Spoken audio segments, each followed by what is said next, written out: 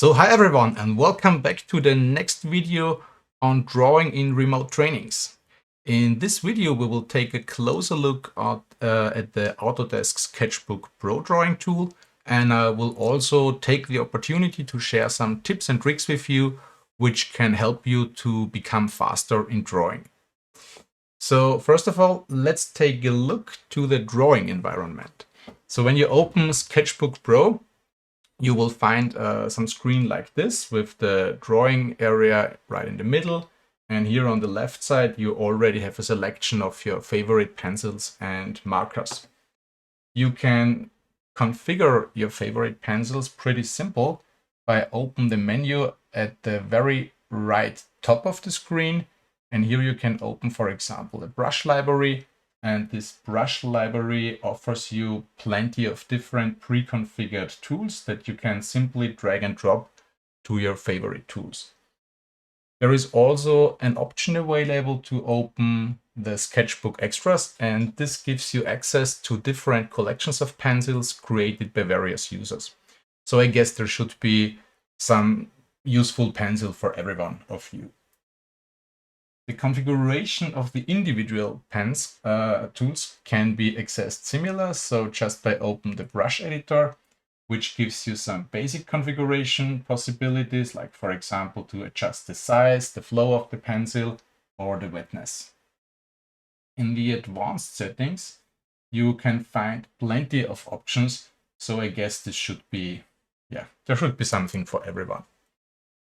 I personally work with 3 different types of markers in a training or a lecture. I use one which I have for writing, it's my writing marker, then a second one for coloring and color effects, and a third one which is basically an outliner similar to the one that we use on a real flipchart drawing situation. Yeah, in the sides of the tool, you also want to configure the color. So again, you can access the color editor right here and open it. And there you see different options to configure your individual color swatches, which give you quick access to, for drawing. So for example, we can just select the different colors from the swatches, which immediately will change the color of our pen. And here on the top, we can configure the color, make some fine adjustment here. If I can hit it like this. And here on the top right, where the color is changing, there you see the new color that you're just configuring. And for example, let's assume you have some new color that you like. Let's take, I don't know, let's assume we find some nice blue color like this, and you want to keep it. Then you can drag this bar here and just pull it down, and then you have it configured and you can recall it whenever you want to have it. Yeah, that's the basic configuration options. And what I like very much here is that, again, this one is working pretty good with the surface dial. So if I put it on the screen, I can select, for example, the pens like here. And here I can adjust the thickness of my pen, just by drawing, by turning the surface dial. I can, for example, manipulate the colors and stuff like that. So this is something what I like very much here. Most of the time, I keep it on the brush, on the thickness, to adjust the thickness level of my brush. Okay, and now let's take a look how we can draw with this.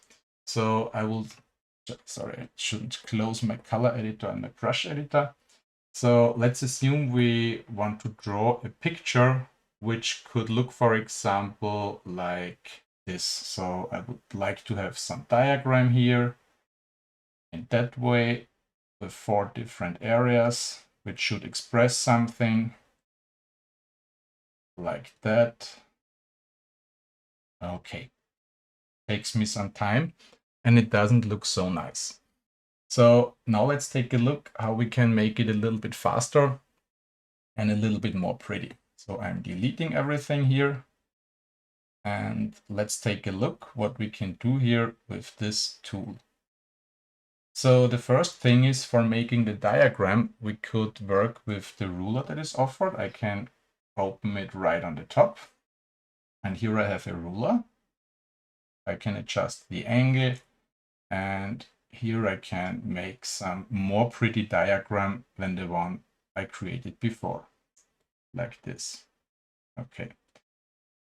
So let's close it again. Okay, this is basically, yes, this works, but it's not that nice because you see here, they don't hit in a very good way, the lines, and it's not the best thing.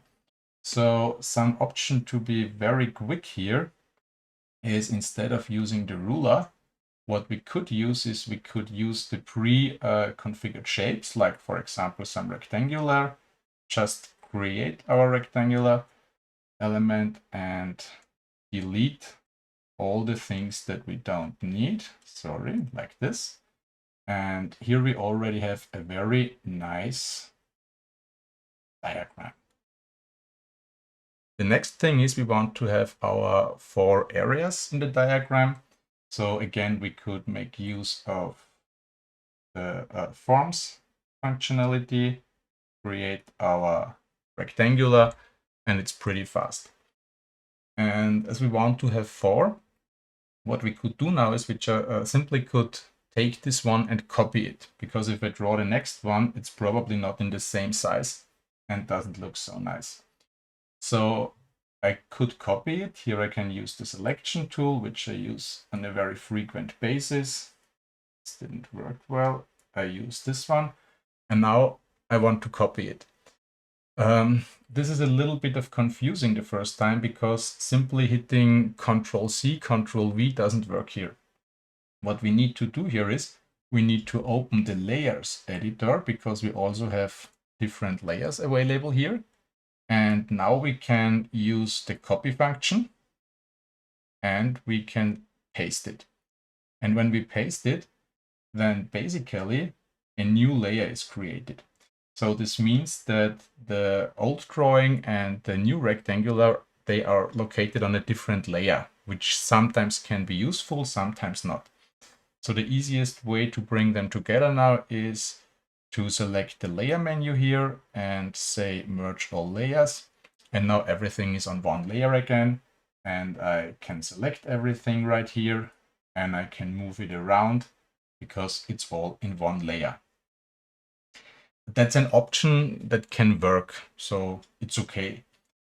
But there is some other option which makes us even more faster. So I'm going to delete them. And this is one asset that I really learned to appreciate very much. It's the option of making symmetric drawings. So we can select if we want to have a horizontal or vertical symmetry. And in my case, I choose both of them. And now I'm integrating our rectangular again, the predefined one from here. And I insert it here, and you see that it is immediately mirrored in the horizontal and vertical axis. And this feature of using symmetric drawing is pretty useful, especially also when, for example, when you're using containers for your drawings. So let's assume I want to stick this drawing to the wall.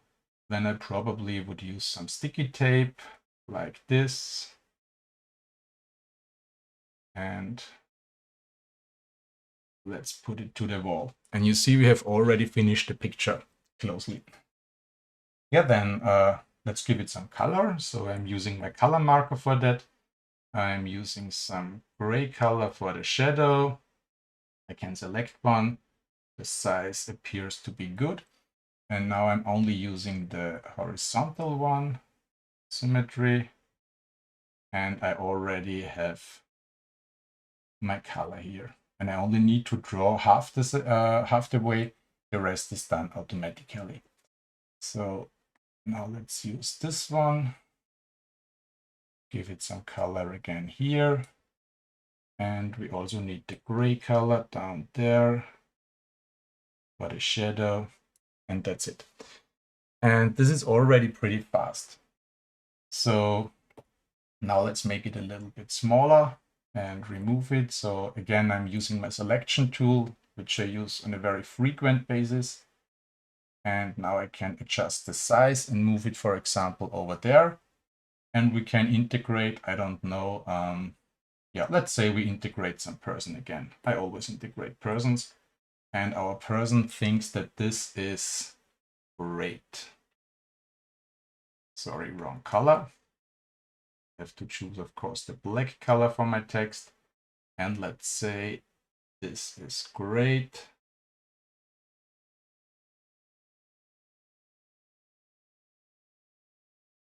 And here also, the option of using predefined forms can be very useful for creating a container. So for my bubble, I'm using a container here. Oh, this one is not so nice. Make it like that. And to finish this one, I'm just erasing a little bit here. And I use the pen again. And we already have a statement for a person. So we just need the person. This is great.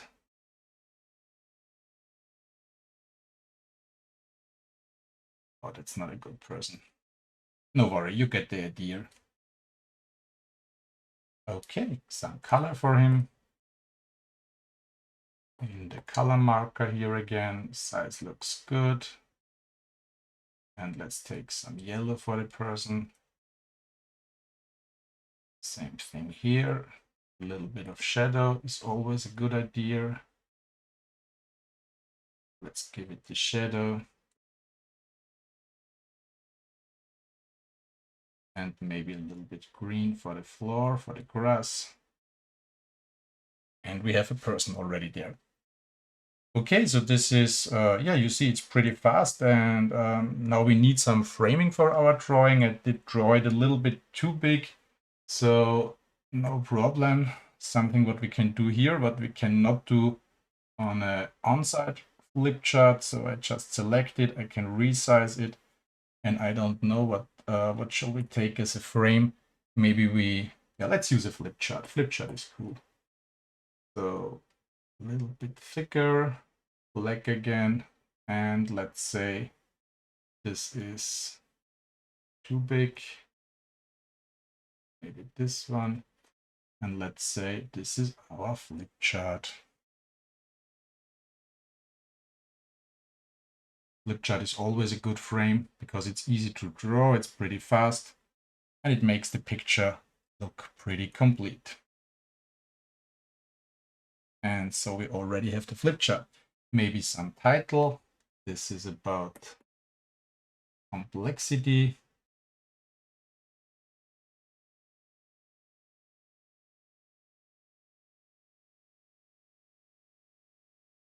Title nice. Normally we have more time for drawing because typically we are developing such pictures together with the audience. So you can take yourselves more time if you create such pictures. Yeah, and it already looks pretty nice. Maybe we can color the content a bit. So we have a coloring, a fill function. Sorry, that was not my fill function that I wanted. Let's take this one. Yeah, something that you also cannot do in a real flip chart. Okay. Yeah, now you could finish the flip chart and you could oh, sorry, didn't want to color the whole picture. And now you could finish the flip chart and you could color everything else and color the flip chart.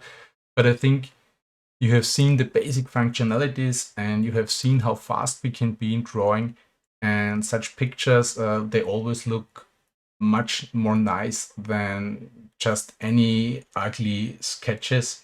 And so, yeah, I think that's a nice thing. And again, drawing makes fun.